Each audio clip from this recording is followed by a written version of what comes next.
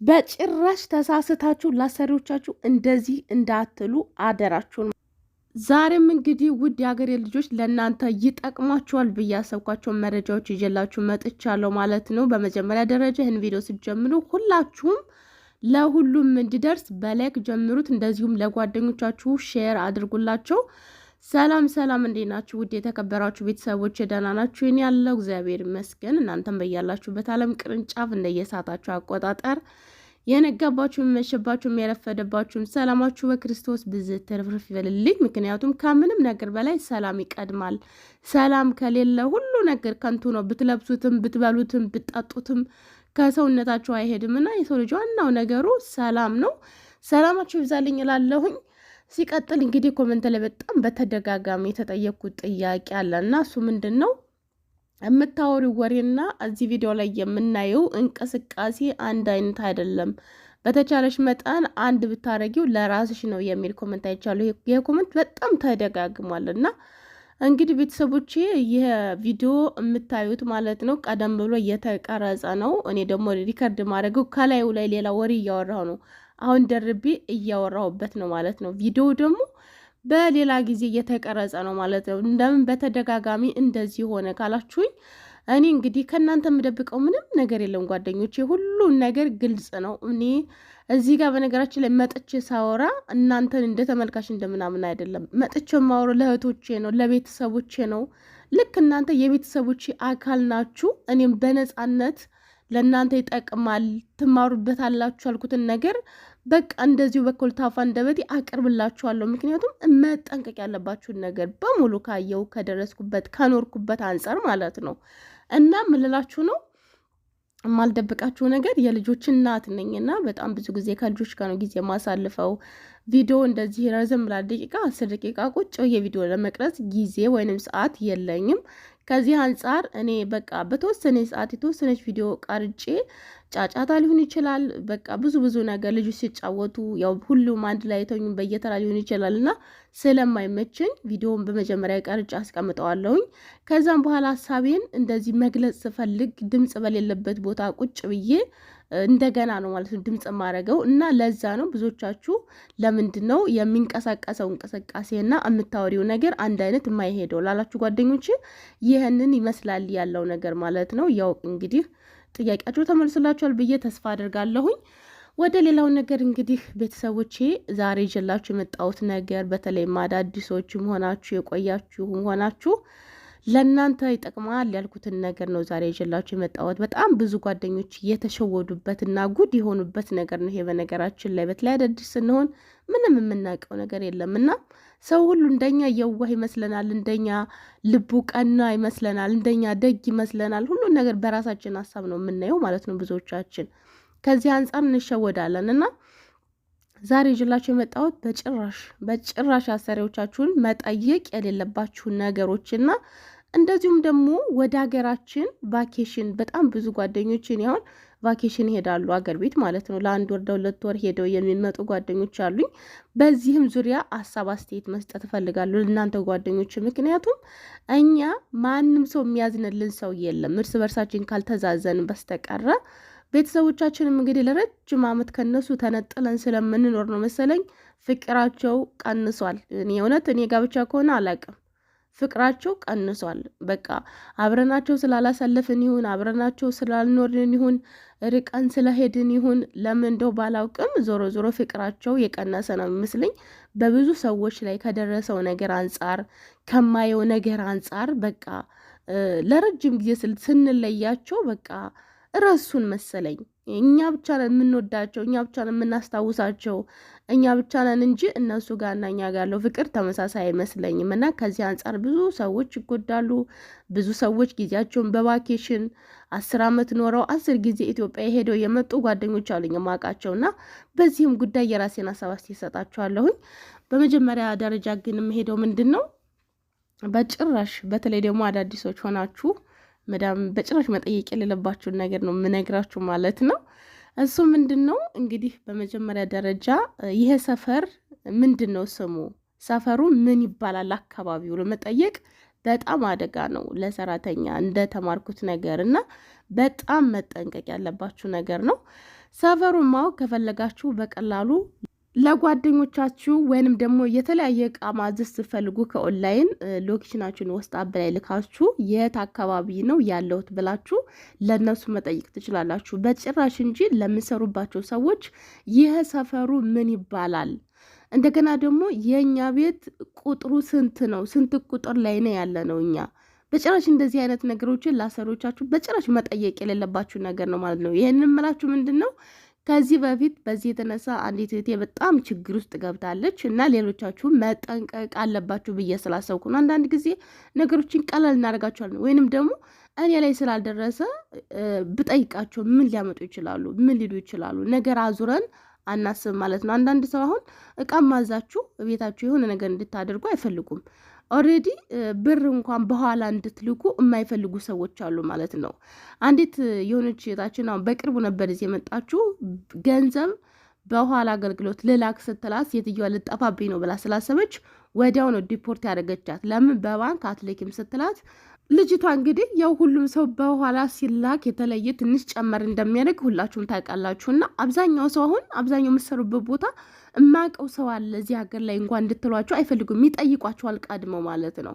ለምን እንደዚያ የምትሉ ከሆነ ሰው የምታውቁ ከሆነ ስልክ ቁጥር እንደዚህ ደግሞ ብር በኋላ አገልግሎት ልካለው የተለያየ ነገር የምትሉ ከሆነ ይጠፋሉ እነኚህ ሰዎች ብለው ስለሚያስቡ ይቺ ልጅ አሁን በቅርቡ ነው መጣ ወደ ሀገሯ የተሳፈረችው። ለምን ሴትዮዋ ልጠፋብኝ ነው ብላ ስላሰበች ቀድማ ነው ያሳፈረቻት ማለት ነው። ምንም ነገር ሳታቅ ልጅቷ ያወቀችው አየር መንገድ ስትገባ ብቻ ነው፣ በመጣችበት ነው መልሳ ያሳፈረቻት። እና እንደዚህም ነገር አለና ሁላችሁም ጥንቃቄ አድርጉ ማለት ነው። መጠየቅ የሌለባችሁንና ያለባችሁን ነገር ጠንቅቃችሁ ወቁ።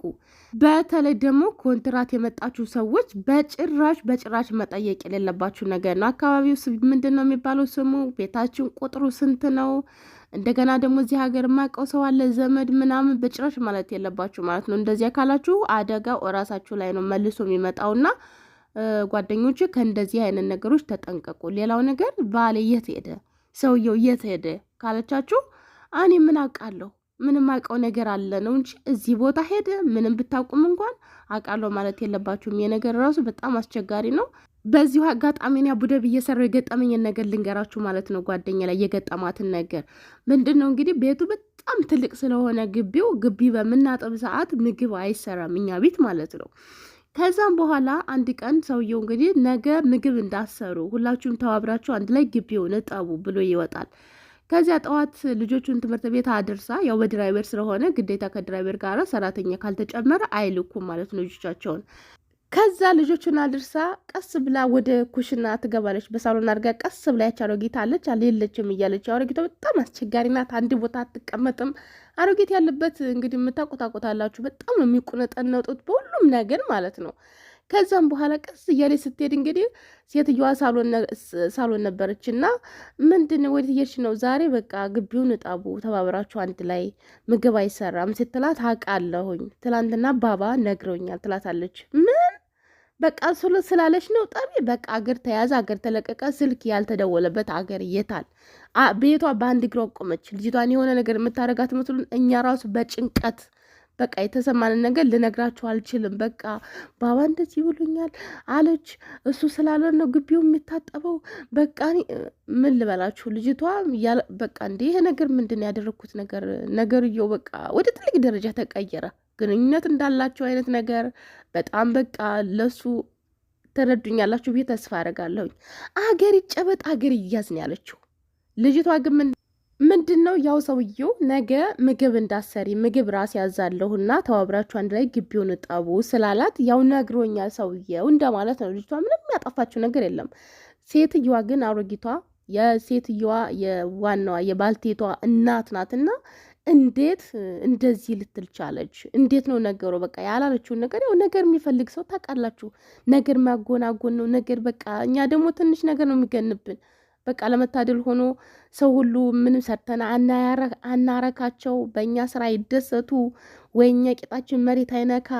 በቃ እንዲሁ ግርም ነው የሚለኝ እኛ ነገር ስታስበው በጣም ነው ማዝነው። እና በዚህ ሁኔታ በጣም ከፍተኛ ችግር ነው የተፈጠረው። በልጅቷ ላይ የደረሰባትን ነገር ልነግራችሁ አልችልም። አርብ ቀን በጠቅላላ ፋሚሊው ይሰበሰባል እዚያ ቤት ማለት ነው።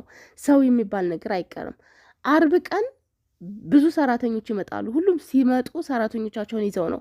አንድ ሰራተኛ ኩሽና እንዳይገባ ተብሎ ቅጣቷን እሷ ብቻዋን ኩሽና እንግዲህ ገንፎ የሚባል አለ ሎሚ ምናምን ተጨምሮ የምታውቁት ታውቁታላችሁ። በነገራችን ላይ ማጢኖችን ገንፎ ማለት ነው። ያ ነገር እንደገና ሻይ ቡናው አለ፣ እንደገና ፈጣይ ራስ አስር ላይ የሚሰራው አለ፣ ጋህዋው ምን ልንገራችሁ። ያንን ሁሉ ነገር እንግዲህ መለስተኛ ሰርግ በሉት ባጭሩ 5-6 ሆነን ማንሰራውን ስራ ብቻዋን ትስራ ተብሎ ነው የተላለፈባት ማለት ነው ቅጣት። በዚህም ብቻ አይደለም ስቃይዋ በጣም ብዙ ስቃይ ነው ያደረሱባት። ለምን? ትላንትና ባባ ነግሮኛል እሺ በማለቷ በዚች ቃል ብቻ ማለት ነው። በእውነት አሁን ይህንን ስሰሙ አንዳንዶቻችሁ እናውቃለን እኮ አሁን ይህ ምን አዲስ ነገር ሆኖ ነው የምትናገሩ ልትሉ ትችላላችሁ። እኔ በመናገሬ በጣም ደስተኛ ነኝ። ኩራት ነው የሚሰማኝ። አንድ ሰው 2 ሰው ይህንን ቪዲዮ ሰምቶ ብልጥ ሆኖ ነገሮችን ሁሉ ያወቀውን እንዳላወቀ ሞኝ ሆኖ ነገሮችን አሳልፎ ከችግር ከተለያየ ነገር ቢድን ለእኔ ትልቅ ነገር ነው። እኔ እግዚአብሔር ይመስገን በዩቲዩብ ላይ ለምተዳደረው ምንም ያደርግልኝ ነገር የለም። አንድ ዶክተር ኢንጂነር ከሚበላው ደሞዝ በላይ ደሞዝተኛ ነኝ። ክብሩ ይስፋ ለመድኃኔዓለም። ከምንም በላይ እኔ ይህን አንደኛ ዩቲዩብ የከፈትኩበት ምክንያት ያወቅኩትን ነገር ከተማርኩት ሳይሆን ከኖርኩት ኑሮ ከገጠመኝ በአካል ነገሮችን ሼር ለማድረግ ነው የከፈትኩበት ዋና ዓላማ እና ሌላ አዳዲስ ነገር ደግሞ ሲፈጠር የተሰማኝን ሀሳብ አስተያየት ለመስጠት ነው።